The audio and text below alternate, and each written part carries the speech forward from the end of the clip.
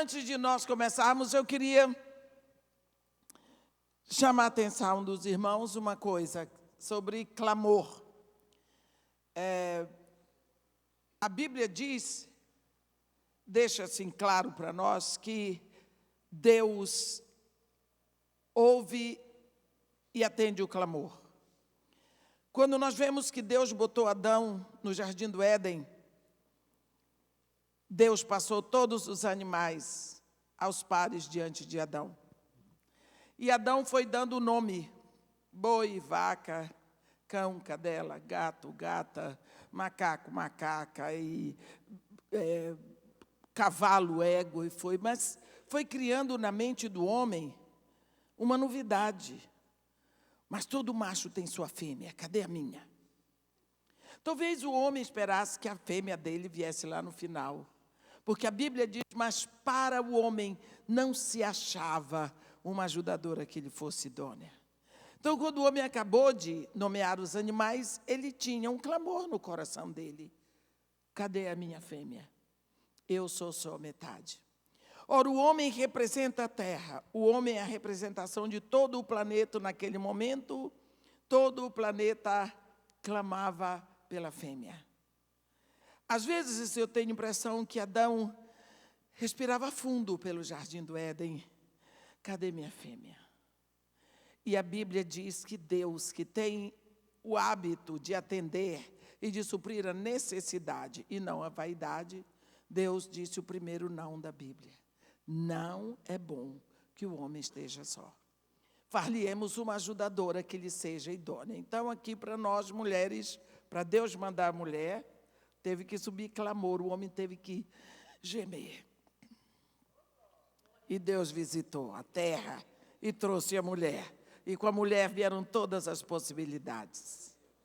Bem, depois nós vamos ver um outro clamor da terra. É o clamor do sangue de Abel, que clama por vingança. Andando pelos clamores da Bíblia, nós vamos encontrar um outro clamor. O clamor do povo de Israel. Quando a dor deles foi aumentando, eles começaram a clamar mais forte, e o faraó fazia sofrer tanto aquele povo que eles clamavam tanto, e Deus diz para Moisés: eu ouvi o clamor do meu povo Israel e desci. Para quê? Para tirá-los da terra do Egito, da casa da escravidão, e levá-los à terra que mana leite e mel. Quer dizer, para suprir, para tirar deles a dor que chama o clamor, que era exatamente sair do Egito. Mais tarde nós vamos ver um clamor grande também. Eu estou falando dos maiores clamores. Um clamor grande. É que Deus tinha, é o clamor da lei. O clamor de quem está debaixo da lei. Porque na lei, eles tinham que levar um animal para morrer no lugar deles quando eles pecassem. Então, você pensa lá, o Fernando pecou, cometeu um pecado. Aí ele sabe que ele tem que trazer um animal para morrer no lugar dele. Então, ele vai e compra um carneiro, e lá vem ele puxando o carneiro, e o carneiro não quer vir, e lá vem o Fernando, e todo mundo olhando: o que será que o Fernando fez? Olha lá, precisa de um animal para morrer a morte dele, até que ele consegue, chega lá, naquele altar, que é retangular, que é uma mesa de madeira de acácia, forrada com bronze, tem 4 chifres, um chifre em cada esquina, em cada canto da mesa, para prender as 4 patas do animal que seria sacrificado. Então, chega ali, enquanto os sacerdotes preparam, está tudo pronto, o Fernando põe a mão sobre o animal, se faz um com o animal, o sacerdote sacrifica aquele animal, significa que o animal morreu em lugar do Fernando. E então o Fernando fica esperando até que todas as partes que devem ser queimadas vão ser transformadas em cinza. O pecado dele foi retirado. Aí o Fernando sai de lá: até que enfim, graças a Deus, agora eu estou livre desse pecado. Ele vai andando, aí ele vê uma mulher passando. Ai, que pernas! Uau! Pecou de novo! precisa um outro animal para morrer no lugar dele pelo pecado. Então, todos esses sacrifícios da lei levaram o homem a compreender que pelas obras da lei ele não podia ser justificado. Então, chegou o momento que eles precisavam que Deus solucionasse aquele problema deles.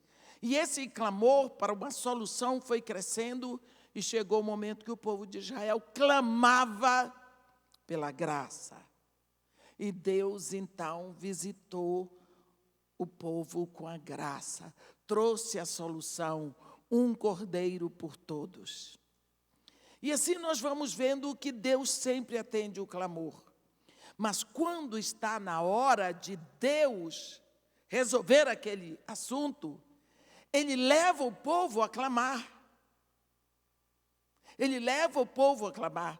Foi Ele mesmo que botou os animais para Adão dar nome, para Adão clamar pela fêmea. Não é? Então, hoje nós estamos vivendo um clamor comum, um clamor universal, o clamor pela solução do planeta Terra.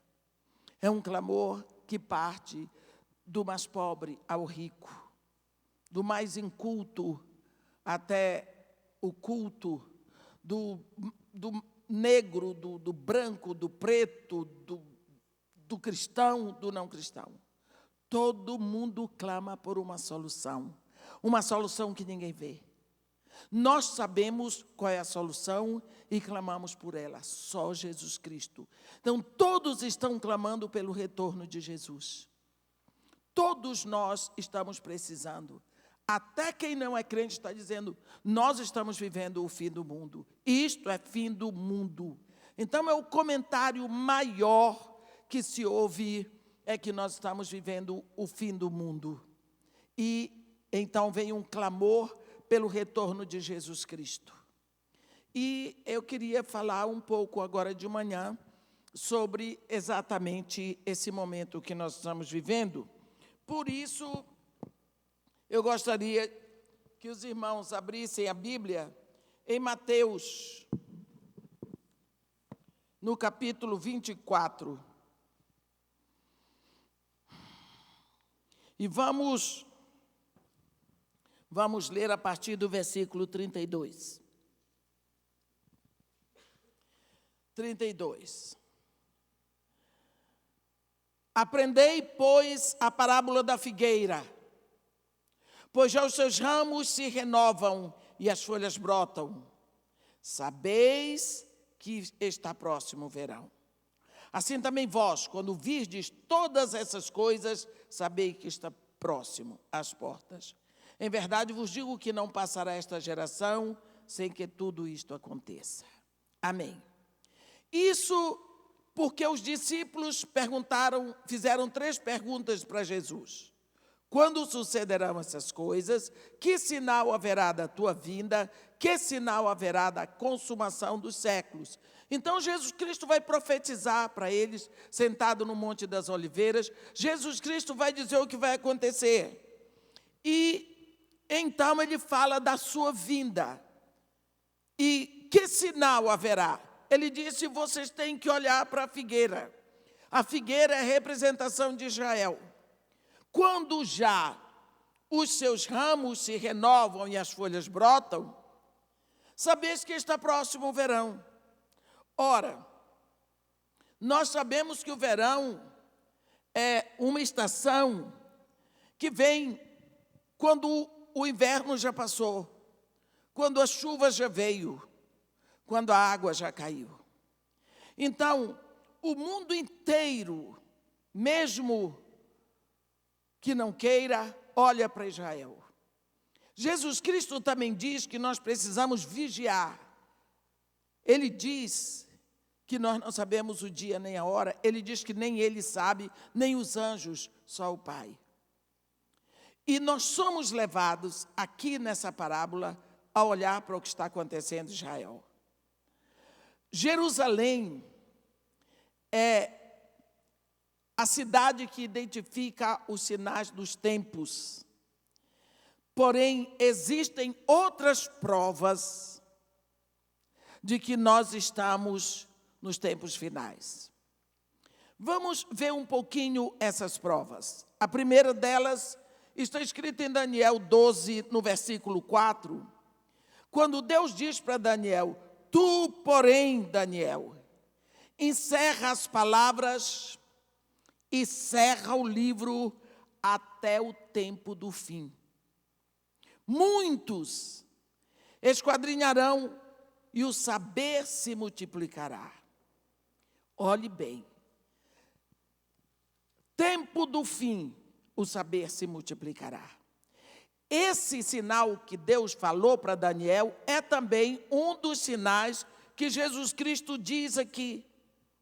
A ciência multiplicará. A ciência crescerá. Não é? Então nós sabemos o quanto a ciência já progrediu. Só na minha geração eu não saberia dizer o quanto. O quanto a ciência já avançou. A tecnologia multiplicou, não é?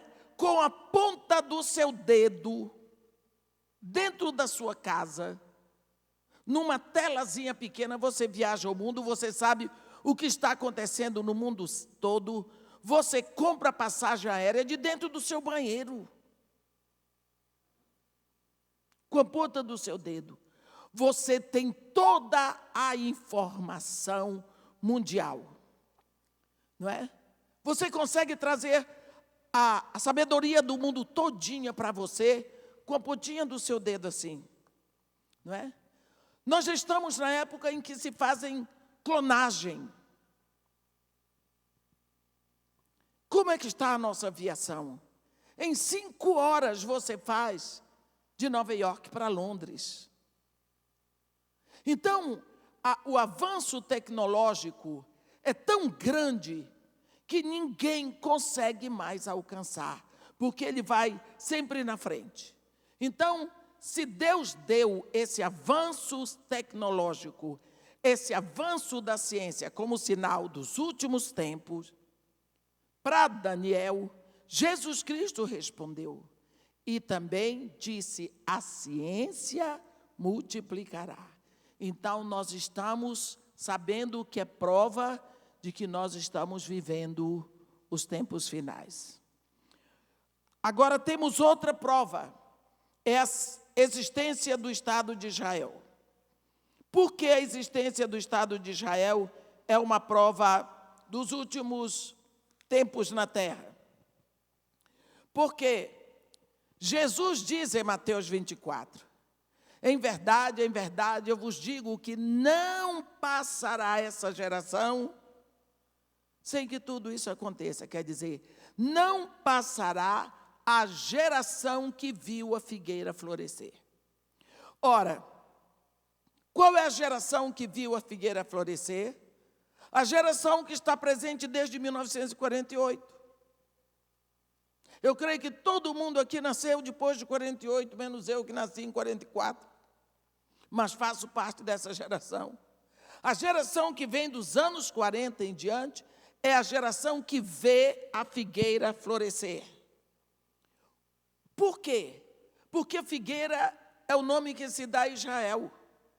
Israel é o estado que começa, que volta em 1948 e que começa do nada, começa do zero.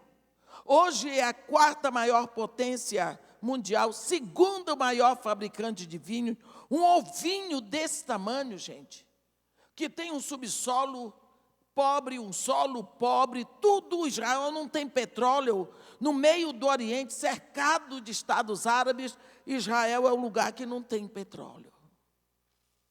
Com tudo contra ele. Por quê? Porque o que tinha de bom ele deu. Israel, o território que Deus deu a Israel é todo o Líbano, é território que Deus deu a Israel.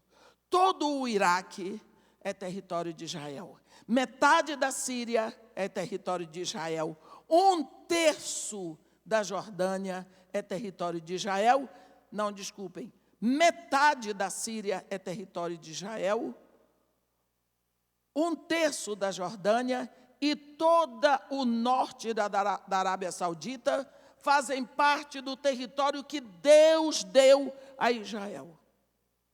Então Israel foi cedendo, e por último eles querem tomar Jerusalém, porque no mapa dos árabes não tem o Estado de Israel, porque eles não reconhecem Israel nem como povo, quanto mais como nação. Então, a existência do Estado de Israel é uma prova que nós estamos nos últimos tempos, porque Deus disse que Ele traria Israel para os montes de Israel no final dos tempos. Outra prova, o retorno dos judeus para a sua casa. Porque não foi apenas a criação do Estado de Israel, mas o retorno dos judeus, o aliar, que é o retorno. Lá em Lucas 21, no versículo 24, Jesus diz que Jerusalém seria pisada até pelos gentios até os tempos finais. Em Lucas 21, no versículo 24, está escrito: cairão a fio de espada e serão levados cativos para todas as nações, e até que os tempos dos gentios se completem, Jerusalém será pisada por eles, pelos gentios. Então Jerusalém ficou sob o controle dos gentios. Desde o ano 70 da era cristã até a Guerra dos 6 Dias, em 1967. Desde o ano 70 até 1967, Jerusalém foi pisada, foi calcada, foi pertenceu ao mundo, pertenceu aos gentios e não aos judeus. Então, no ano de 1967, numa guerra de 6 dias, no 7º eles estavam em Jerusalém. No dia 6 do 7 de 67. É sempre o 6 e o 7. Então, se Jesus disse que Jerusalém seria pisada pelos gentios até que chegasse a hora certa, isso passa a ser um sinal de que nós estamos vivendo os últimos tempos aqui na terra. Quando, no dia 7 de junho de 67, as tropas israelenses tomaram Jerusalém e correram direto para o Monte Santo e fincaram a bandeira de Israel no Monte Santo, no coração de Jerusalém. Naquele momento estava começando a era do fim. Estava começando o tempo do fim. Dali em diante, todos os acontecimentos apontam para a vinda de Jesus. Estava nascendo um novo momento para a humanidade naquela hora, prova dos últimos dias. Aí vem os outros sinais de que Jesus falou: fome, terremoto, o engano institucionalizado. Porque o engano sempre existiu, porque é a arma máxima de Satanás. Mas ele tem crescido, tem se aprofundado, ele tem se apossado de tudo, até mesmo dentro da igreja. Quando nós lemos em Ezequiel, no capítulo 37, que nós vemos o profeta falando sobre o vale dos ossos secos, é interessante porque o profeta, ele diz: a mão do Senhor veio sobre mim e me levou, e me deixou num vale que estava cheio de ossos. O profeta ficou no meio de um vale que estava cheio de ossos. É uma visão horrível. Aí ele disse: ele me fez andar em volta. Deus queria que o profeta analisasse a situação, pensasse, chegasse a uma conclusão. E ele chegou a uma conclusão: isso aqui não tem jeito. Ele diz, a conclusão que o profeta chegou é: eles eram numerosíssimos na superfície do vale e estavam sequíssimos. Olha, mas quando você olha melhor no versículo 11, que Deus diz para eles: profetiza, ó filho do homem, profetiza sobre esses ossos. E ele profetiza. Para o profeta, não tinha esperança para aqueles ossos, mas Deus diz: profetiza. E ele profetizou. E a Bíblia diz que começaram a se juntar, osso com osso, e veio tendões, e veio carne, pronto. Aí ficou ali aquela multidão de defuntos, mortinhos. Estava tudo morto. Mas a Bíblia diz que agora Deus diz: profetiza o Espírito, ó filho do homem, e dizem: assim diz o Senhor, vem dos quatro ventos, ó Espírito, e assopra sobre esses mortos, para que vivam. E o profeta diz: eu profetizei. E aí eles se puseram de pé. O Espírito entrou neles e se puseram de pé, um exército sobremodo numeroso. Eu imagino como é que o coração do profeta dava. Primeiro era tudo osso seco, depois era tudo defunto, agora era um exército vivo. Ainda tem gente que quer ser profeta. Se Deus não lhe escolheu, fique na sua. Porque não é fácil, não. As visões são terríveis. Aí, olha o que Deus vai dizer. Eu gosto desse versículo. Então me disse: filho do homem, estes ossos são toda a casa de Israel. Eis que dizem: os nossos ossos se secaram e pereceu a nossa esperança. Estamos de todos terminados. Portanto, profetiza e diz assim: eis que abrirei a vossa sepultura e vos farei sair dela, o povo meu, e vos trarei a terra de Israel. Por enquanto, Israel é só defunto. O Espírito ainda não entrou. Eles estão vivos. Eles parecem vivos, mas eles ainda não têm o Espírito. Mas Deus está direcionando toda essa história. E quando nós vemos isso, nós vemos que Deus, Ele está profetizando a Israel aqui como nação. Aí é uma nação que Deus vai levantar, não é? Olha o que eu fiz com o meu povo. Eu o espalhei pelas nações da terra. Mataram o meu povo, maltrataram, fizeram e aconteceram. Mas eu os trarei. Eu mostrarei que eu cuido da minha aliança. Deus tem uma aliança com Abraão. E Deus não vai faltar. Olha, o grande foco de Satanás, o maior de todos, é reinar sobre o Monte Santo. E ele vai reinar sobre o Monte Santo por 3 anos e meio. Por quê? Porque é de lá que Jesus Cristo vai fazer o governo milenar. Jerusalém é o centro da terra e o Monte Santo é o centro de Jerusalém. Você vê como os árabes brigam para se estabelecer ali. A profecia do capítulo 37 de Ezequiel continua no capítulo 38.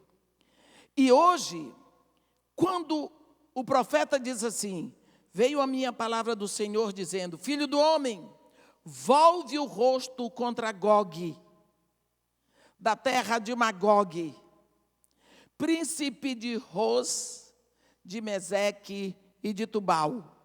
Profetiza contra ele e diz: assim diz o Senhor, Deus, eis que eu sou contra ti, ó Gog, príncipe de Ros, de Meseque e de Tubal. Bem, quando nós pensamos, Gog era o príncipe, Magog era a terra. Mas esse Gog, ele reinava sobre Ros, Meseque e Tubal. Essas províncias que nós aqui conhecemos tão pouco, elas hoje estão todas na Ásia Menor. A grande maioria estão na Ásia Menor, mas nós podemos atualizar, dizer que essa terra hoje é ocupada pelo Irã, pela Turquia e por alguns dos Emirados Árabes. E 3 repúblicas soviéticas estão ali no início: Belarus, Ucrânia e Rússia. Em dezembro de 1991, eles também incluíram a Geórgia, até que cresceram em número e chegaram a 12 repúblicas. Então, a Bíblia está dizendo aqui, Deus falando, que Ros, que Gog, ele reinava sobre tudo isso, sobre essas terras, mas principalmente no final dos tempos, ele reinará sobre toda esta área. Fique pensando nisso. Essas repúblicas todas são repúblicas bélicas. Elas vivem em contendas, o sangue ali é muito derramado. E elas só ficaram quietinhas quando elas estavam debaixo do punho férreo da Rússia.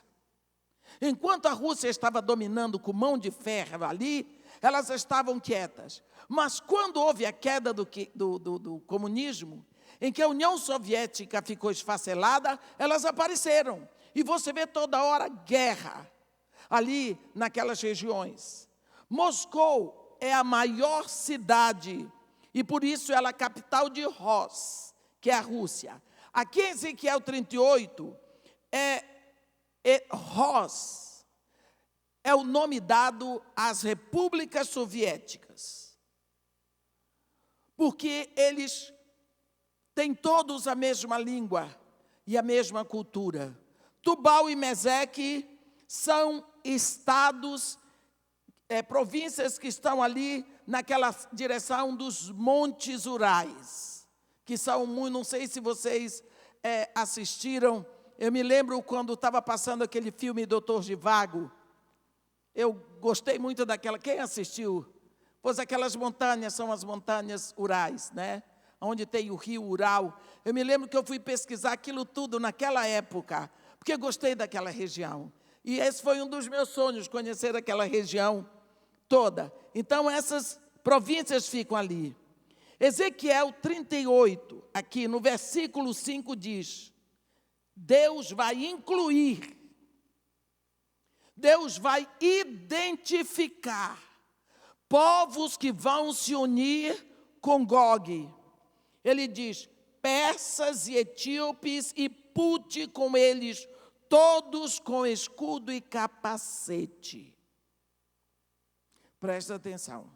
Ainda diz mais: Gomer e todas as suas tropas, a casa de Togarma do lado do norte, e todas as suas tropas, muitos povos virão contigo. Olha, você lembra quem é Pute? Lembra quando Noé embebedou-se, que tirou a roupa, acho que sentiu calor, que o filho caçula dele, Cão, faltou com respeito ao pai, foi dizer para os outros irmãos que vieram com aquele cobertor nas costas e cobriram o velhinho. A Bíblia diz que quando Noé despertou do seu vinho, soube o que o filho caçula tinha feito a ele. E aí, Noé faz uma divisão das bênçãos dele lá, e eu só sei que ele, que tinha 3 filhos, ele diz: bendito seja o Senhor Deus de Sem, o mais velho, Canaã lhe seja servo. Engrandeça o Senhor a Jafé, habite ele nas tendas de Sem, Canaã lhe seja servo. Mas ele diz antes de tudo: maldito seja Canaã, seja servo dos servos dos seus irmãos. Então ele abençoou 2 vezes a Sem, da onde vêm os semitas, que são os judeus, é o filho mais velho dele. Abençoou uma vez a Jafé, que é o segundo filho. Amaldiçoou 4 vezes ao neto caçula, que era filho do filho caçula. Ignorou Cão. Não amaldiçoou o filho, mas amaldiçoou o neto. Só que Cão, esse filho que tinha faltado o respeito com ele, teve 4 filhos: Cuxi, Etiópia, Misraim, Egito, Puti, que é a Líbia, e Canaã, que é a Palestina. Uau! Você não acha isso tremendo? Que agora, na entrada de Gog e de Magog, que vai invadir Israel e vai morrer tudo ali, que estejam exatamente as nações que foram amaldiçoadas por Noé. Porque vai estar, aqui Deus disse, etíopes, Cuxi, Puti, é exatamente Líbia, que nós chamamos hoje Líbia. Canaã são os palestinos que vão estar junto na colisão de Gog e Magog. E o Egito, que é Misraim.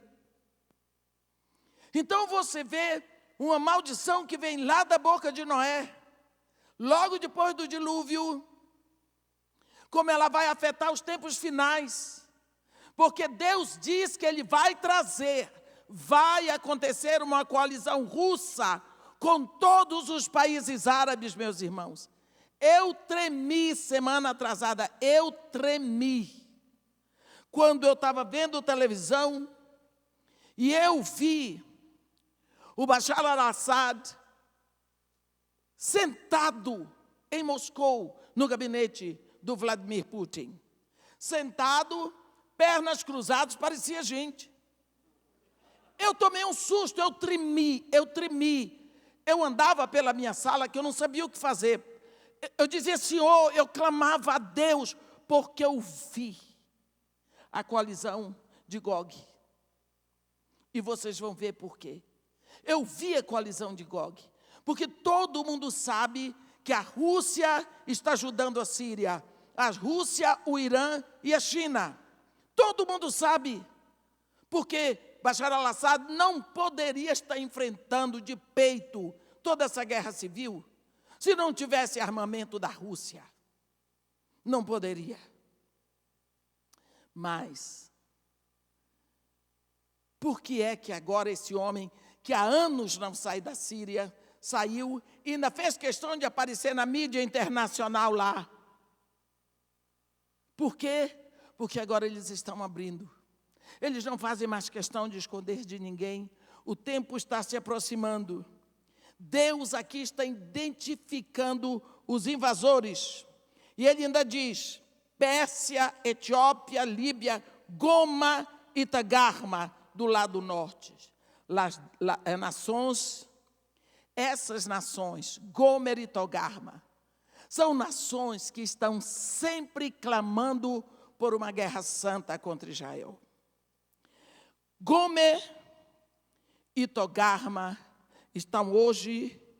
são hoje uma região ocupada pela Turquia. Israel, meus irmãos, é a 4ª potência militar do mundo. Então, os árabes não têm como vencer Israel. Com todo o dinheiro que eles têm, eles não têm como vencer Israel. Mas, por isso mesmo, eles vão ter que procurar um aliado forte. E é por isso que eles estão se unindo com a Rússia, e a Rússia vai ter que liderar uma massiva tropa pan-islâmica para invadir Jerusalém. Isso está escrito claramente aqui. Gog vai liderar esta invasão. Quais são os motivos que a Rússia tem, que nós podemos ver hoje, não é? Para que a Rússia assuma esse papel. Primeiro, a Rússia ficou profundamente humilhada com a queda do comunismo, com o esfacelamento da União Russa Socialista Soviética. Diante do mundo todo, a poderosa Rússia ficou de pés descalços. De uma hora para outra, a pobreza da Rússia foi exposta para todos. Os russos não tinham mais nem o que comer.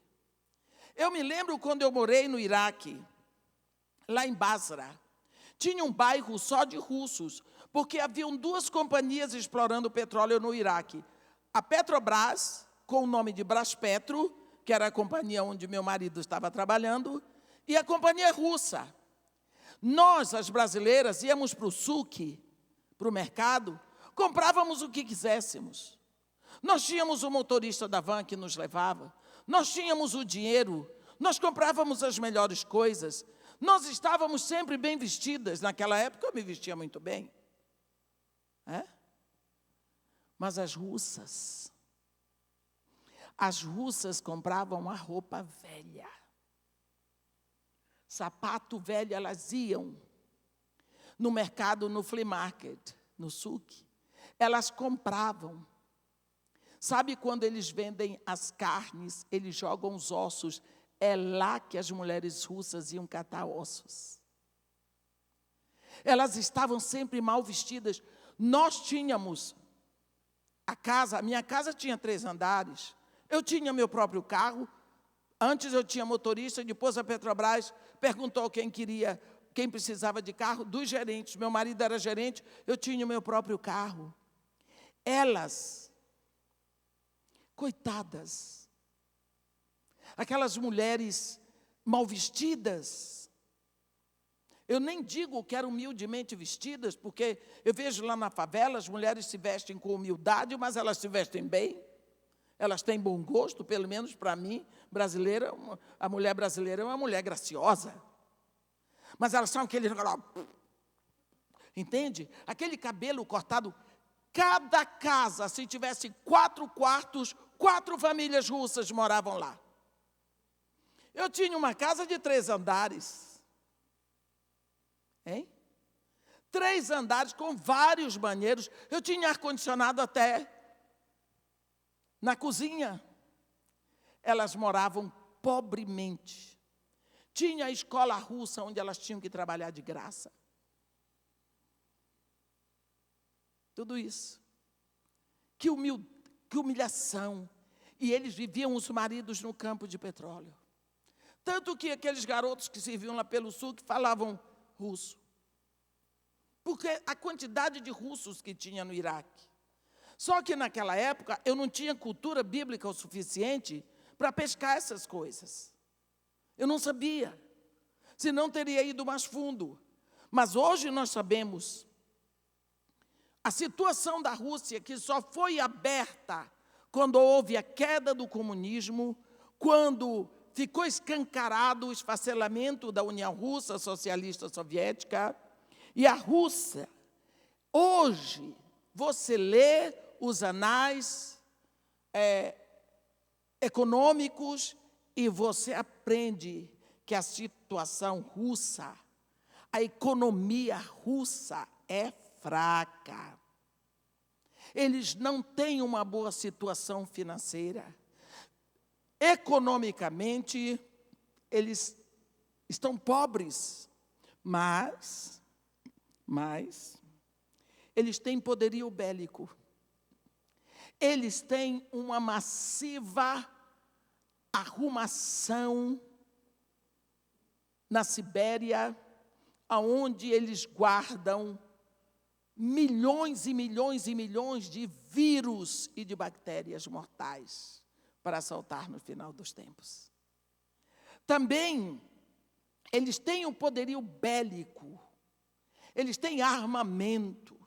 A ciência na Rússia prosperou muito. Eles também têm conhecimento, eles têm cultura científica e eles têm organização, tudo que os árabes não têm. Os árabes têm o dinheiro que eles não têm. Mas eles têm a organização, eles têm a ciência, eles têm o poderio bélico que os árabes precisam. Então, aí vocês podem dizer, mas irmã, os russos têm muito petróleo na Sibéria. Tem. Mas embora a Rússia tenha reservas riquíssimas de óleo na Sibéria, esse óleo está em áreas remotas e de difícil acesso. É como o pré-sal. Tem, mas vai tirar, que eu quero ver. E até hoje, o óleo da Rússia, para ser transportado, é difícil. Por quê? Eles têm que pegar o óleo e trazer para o Mar de Mármara, para o Mar Negro, para entrar para o Mar Egeu ou Mar de Mármara, para poder passar pelo Bósforo, que é aquele canal que separa a Turquia europeia da Turquia asiática, para poder atingir o Mediterrâneo. Os navios têm que fazer esse caminho para trazer o óleo que vem de lá dos mares gelados. Portanto, meus irmãos, a Rússia sonha com outros portos.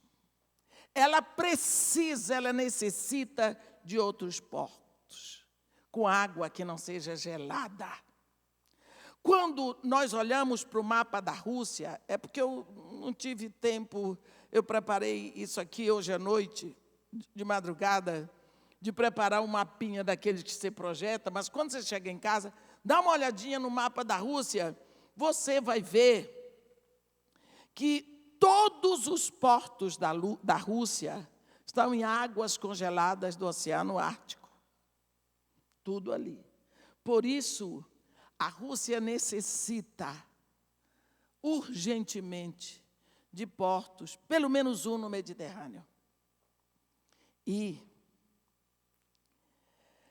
outra razão para a Rússia fazer uma coalizão com os povos árabes. 6 das 10 repúblicas da Rússia, 6 das 10 repúblicas da Rússia são controladas por fundamentalistas islâmicos. Controladas. São da Rússia, mas são controladas por fundamentalistas islâmicos que são russos.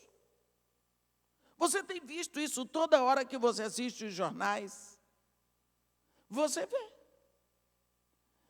E a União Soviética, pasmem, ela concentra um arsenal nuclear exatamente nessas 6 repúblicas que estão debaixo da direção de fundamentalistas islâmicos. Veja como está o mundo, como ele está fervendo.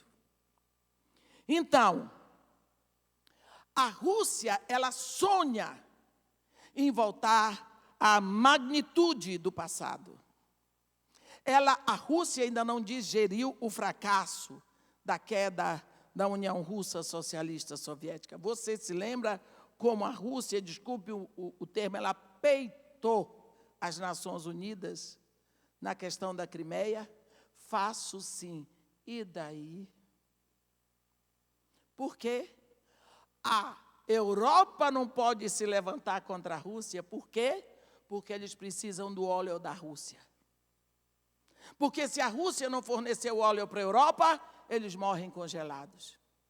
Os Estados Unidos dizem que daqui a 5 anos, a Europa vai ficar livre dessa pressão da Rússia, porque os Estados Unidos vai ter óleo para fornecer daqui a 5 anos. Até lá o povo morreu congelado. Então os Estados Unidos teve que se fechar, a Europa ficou direitinha com a boquinha calada, porque o Putin disse assim, vou tomar mesmo e acabou.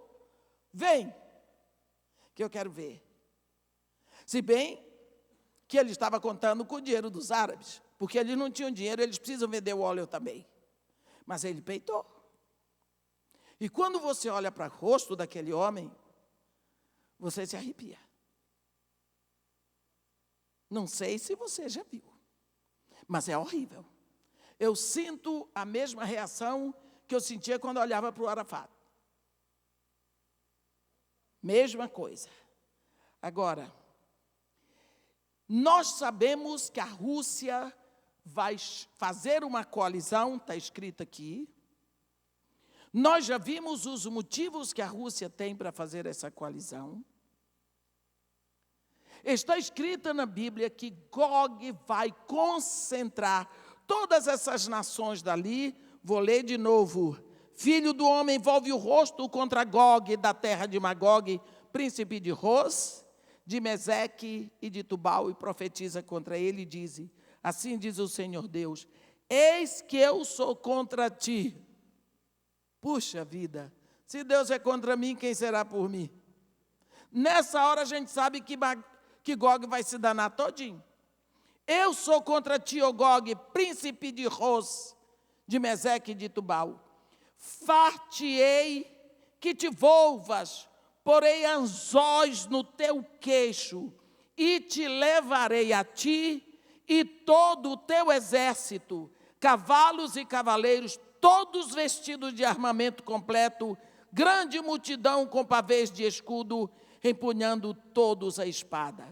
Persas e etíopes e Puti com eles, todos com escudo e capacete. Gomer e todas as suas tropas, a casa de Togarma, do lado do norte, todas as suas tropas, muitos povos contigo. Prepara sim, dispõe-te tu e toda a multidão do teu povo que se reuniu a ti e serve-lhe de guarda. Depois de muitos dias, serás visitado. No fim dos anos, virás à terra que se recuperou da espada, ao povo que se congregou dentre muitos povos sobre os montes de Israel, que sempre estavam desolados. Este povo foi tirado de entre os povos, e todos eles habitarão seguramente. Então subirás, virás como tempestade, far-te-ás como nuvem que cobre a terra, tu e todas as tuas tropas e muitos povos contigo. Assim diz o Senhor Deus: naquele dia terás imaginações no teu coração e conceberás mau desígnio e dirás: subirei contra a terra das aldeias sem muros, virei contra os que estão em repouso, que vivem seguros, que habitam todos sem muros e não têm ferrolhos nem portas. Isso a fim de tomares o despojo, arrebatares a presa e levantares a mão contra as terras desertas que se acham habitadas e contra o povo que se congregou dentre as nações, o qual tem gado e bens e habita no meio da terra. Sabá e Dedã, e os mercadores de Tarsis, e todos os seus governadores, rapazes te dirão: vens tu para tomar o despojo? Ajuntaste o teu bando para arrebatar a presa, para levar a prata e o ouro, para tomar o gado e as possessões, para saquear grandes despojos? Portanto, ó filho do homem, profetiza e dize a Gog: assim diz o Senhor Deus: acaso naquele dia, quando o meu povo de Israel habitar seguro, não o saberás tu? Virás, pois, do teu lugar, dos lados do norte, tu e muitos povos contigo, montados todos em cavalos, grande multidão e poderoso exército, e subirás contra o meu povo de Israel como nuvem para cobrir a terra. Nos últimos dias, hei de trazer-te contra a minha terra, para que as nações me conheçam a mim, quando eu tiver vindicado a minha santidade em ti, ó Gog, perante eles.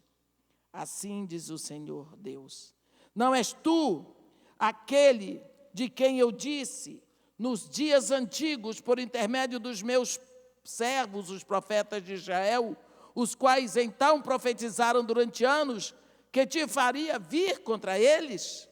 Naquele dia, quando vier Gog contra a terra de Israel, diz o Senhor Deus, a minha indignação será muito grande, pois no meu zelo, no brasume do meu furor, diz que naquele dia será fortemente sacudida a terra de Israel, de tal sorte que os peixes do mar e as aves do céu, os animais do campo e todos os répteis que se arrastam sobre a terra e todos os homens que estão sobre a face da terra tremerão diante da minha presença. Os montes serão deixados abaixo, os precipícios se desfarão e todos os muros desabarão por terra.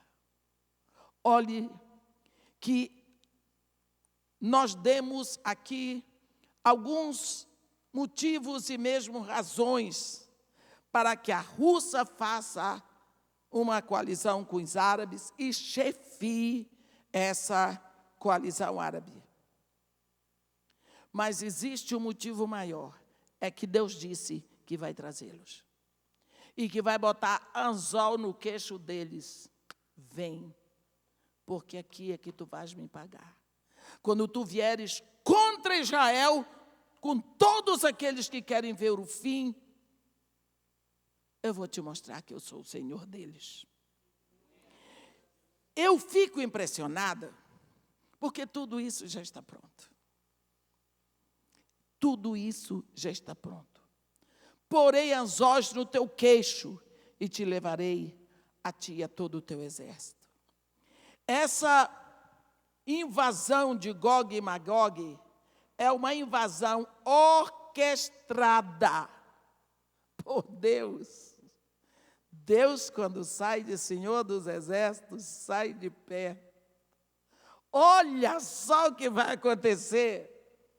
No versículo 19 e 20, ele envia um terremoto colossal e fica de olho. Está lá Gog e Magog com todas as armas, com todo o poderio bélico. Não respeitou Nações Unidas, não respeitou ninguém. Agora ele tem dinheiro, agora ele tem o acesso a toda a riqueza árabe, que é o petróleo. Porque para eles tem, a única coisa que falta é o dinheiro, agora eles têm. Então Gog empunha o queixo e diz, vamos, vocês querem, o sonho dos árabes é Jerusalém. Eu dou Jerusalém para vocês, realizo o sonho de vocês e vocês realizam o meu. Eu quero o controle do óleo do Golfo Pérsico. Acabou. Aí não vai ter Europa, não vai ter Estados Unidos, não vai ter ninguém. Se a Rússia conseguir isso, ela vai dominar o mundo todinho vai ser o quintal da Rússia. E eles estão de olho nisso. E é por isso que Deus então chama, vem. Então Deus começa a orquestrar a guerra dele contra Magog. Mas lá, na entrada de Jerusalém. E ele começa com um terremoto que eu acabei de ler no versículos 19 e 20. No versículo 21, ele vai mandar uma confusão. Que os guerreiros de Gog vão se matar entre si. Olha no versículo 21. Chamarei contra Gog a espada em todos os meus montes, diz o Senhor Deus, a espada de cada um se voltará contra o seu próximo. Eles vão se matar entre si. Israel vai ficar quietinho. E os árabes e os russos vão se matar entre si. Vai ser uma benção. Vai ser uma maravilha. Você viu que isso já aconteceu na batalha de Gideão? Isso já aconteceu. Deus aqui está repetindo o método. Ninguém aprendeu, então aqui estou mostrando de novo o que eu faço. Agora, no versículo 22, o Senhor dos Exércitos vai abrir fogo. Deus vai abrir uma artilharia divina que é fora do comum. Ele vai agora mandar chuva inundante, pedras de saraiva, fogo de enxofre. Olha aqui o versículo 22. Contenderei com ele por meio da peste e do sangue. Chuva inundante, grandes pedras de saraiva, fogo e enxofre. Farei cair sobre eles, sobre as suas tropas e sobre os muitos povos que estiverem com ele. Não é só o povo que foi lá na guerra. é o povo que está apoiando. Toda essa região vai ser devastada. Você pense o que vai ser do mundo nessa área depois dessa batalha. Não é Armagedon. É só a batalha de Gog e de Magog. Olha, você está vendo que essa batalha é Deus que está chamando. É Deus que quer que aconteça. É Deus que está mostrando. O capítulo 39 do livro do profeta Ezequiel, ele abre o capítulo dizendo: Tu, pois, ó filho do homem, profetiza ainda contra Gog, e dize: Assim diz o Senhor Deus, eis que eu sou contra ti, ó Gog, príncipe de Ros, de Meseque e de Tubal. Far-te-ei que te volvas e te conduzirei, far-te-ei subir dos lados do norte e te trarei aos montes de Israel. Tirarei o teu arco da tua mão esquerda e farei cair as tuas flechas da tua mão direita. Nos montes de Israel cairás tu e todas as tuas tropas, e os povos que estão contigo, e toda espécie de aves de rapina e os animais do campo, eu te darei para que te devorem. Cairás em campo aberto, porque eu falei, diz o Senhor Deus. Meus irmãos, essa batalha vai acontecer. Por que eu estou falando sobre ela hoje? Porque nós estamos na arrumação dela. As tropas da Rússia e dos árabes estão todas organizadas. Eu não sei quando vai acontecer isso, mas eles estão se organizando, e todas as vezes que você olha para o jornal e você vê os árabes tentando, e você vê a Rússia peitando o Ocidente, você sabe que ela está segura no dinheiro árabe. Agora, por que Deus está fazendo tanto contra essa região do norte da Europa? Pegando Ásia Maior, Ásia Menor, parte da Turquia. Por quê? Olha, os líderes soviéticos impuseram o ateísmo sobre milhões de pessoas por mais de um século. Quem não aderisse ao ateísmo seria morto cruelmente. Nunca uma nação derramou tanto sangue aqui na terra como a Rússia. A Rússia destruiu mais vidas do que todas as nações com o comunismo. A ideologia ateísta destruiu a fé, proibiu a adoração. Que coisa horrível é se proibir a adoração, porque o princípio da adoração foi estabelecido no coração do homem por Deus. Todo homem é um adorador. O homem tem um princípio de adoração no coração dele, que se ele não adorar a Deus, ele vai arrumar o que adorar. Ele vai adorar um pedaço de pau, um pedaço de pedra, ele vai fazer um deusinho para ele adorar, ele vai adorar o dinheiro, ele vai adorar a si mesmo, mas ele vai adorar. Você se lembra do clamor daquela mulher samaritana, quando descobriu que Jesus era profeta? Vejo que tu és o profeta. Aonde é o lugar da adoração? Aonde é o lugar da adoração? Nossos pais adoram neste monte, mas vocês, os judeus, dizem que é em Jerusalém que se deve adorar.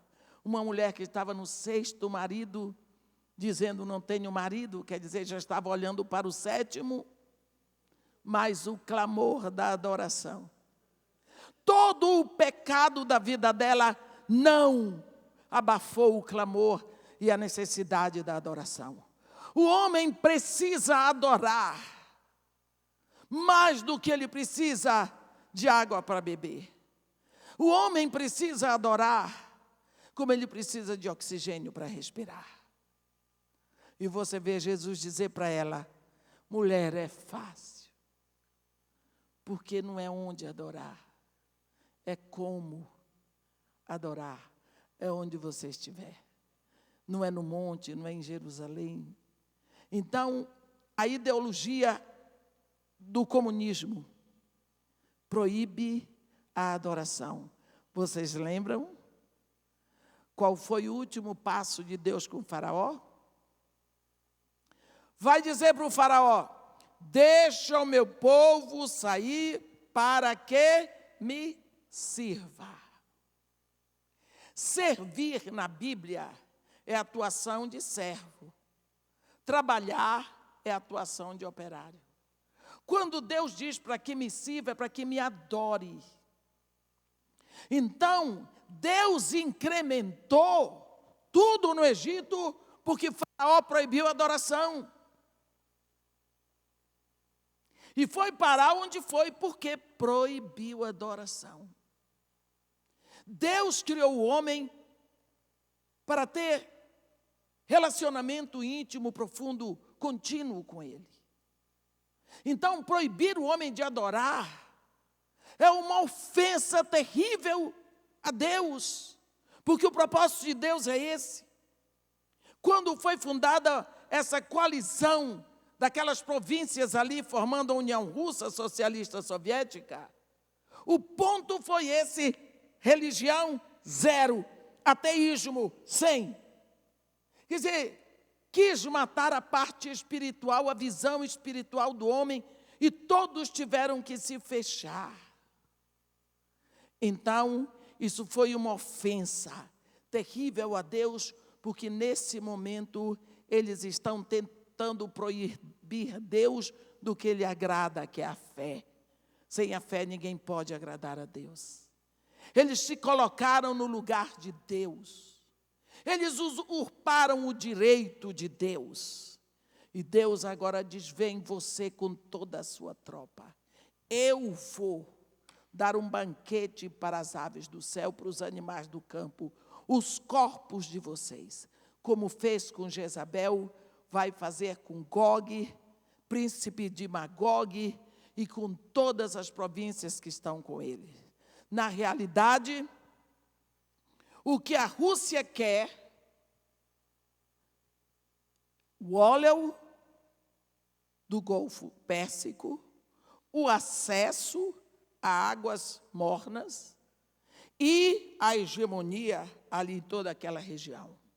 Porque na hora que os árabes conseguirem para si Jerusalém, que é o sonho deles, então a Rússia pega toda essa autoridade para ver a Europa e a América de joelhos pedindo esmola. Então você vê que Gog, príncipe de Magog, o grande espírito que o move é o orgulho. Para que ele veja todas as nações da terra aos seus pés. Ele vai fazer essa invasão. Ele só não está sabendo é que Deus o está chamando para o Vale da Matança. É Deus que está trazendo, ele diz: eu vou botar anzol na tua queixada, vem. Chego aqui, vai matar, e Deus começa a peleja. E o que nós vemos é que é Deus sozinho. É o Deus suficiente. Eu gosto desse título de Deus, God the Enough. É o Deus suficiente, Ele não precisa da ajuda de ninguém. Aqui Deus entra como o Senhor dos Exércitos e orquestra, e é uma bênção. Por quê? Porque essa ofensa não foi feita só ao povo de Israel, foi feita ao seu filho, foi feito à sua igreja, foi feito a ele. Ele, o Deus que diz: o que fizeres ao menor dos meus, é a mim que fazes. Então, meus irmãos, abra os olhos, leia nas revistas, procure as resenhas científicas. Quando entrar na internet, abra os olhos e veja, porque agora que Bashar al-Assad já saiu da Síria e já está passeando para a Rússia em voos particulares, eles estão começando a abrir, você vai ver, é a preparação para essa batalha. Não se sabe quantos anos isso ainda vai tomar, mas eles vão se arrumando. Enquanto isso, os árabes já vão sabendo que Jerusalém vai ser deles, porque é isso que eles querem. Todas as guerras foram para assumir Jerusalém. Mas Israel, depois que estabeleceu lá, em junho de 67, que tomou Jerusalém, ele não permitiu. Mas a batalha toda é por causa disso. Quando você vê desde o acordo de Camp David, não é? Que eles não cumprem nenhuma palavra do que eles prometem.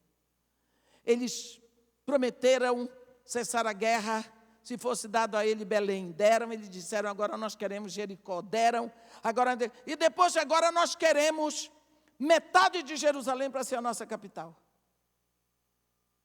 Então, eles não cumprem um acordo. No mapa deles não existe Israel. Então, Deus vai fazer o seu momento de vingança. Existe um clamor na terra hoje, um clamor da terra para os céus, pela volta do seu filho. Mas antes que se manifeste esse dia, Deus tem um encontro com Gog e Magog nas montanhas de Israel. Amém? Que Deus nos abençoe e nos guarde, que faça vigorar o seu rosto sobre nós e tenha misericórdia de todos nós. Amém.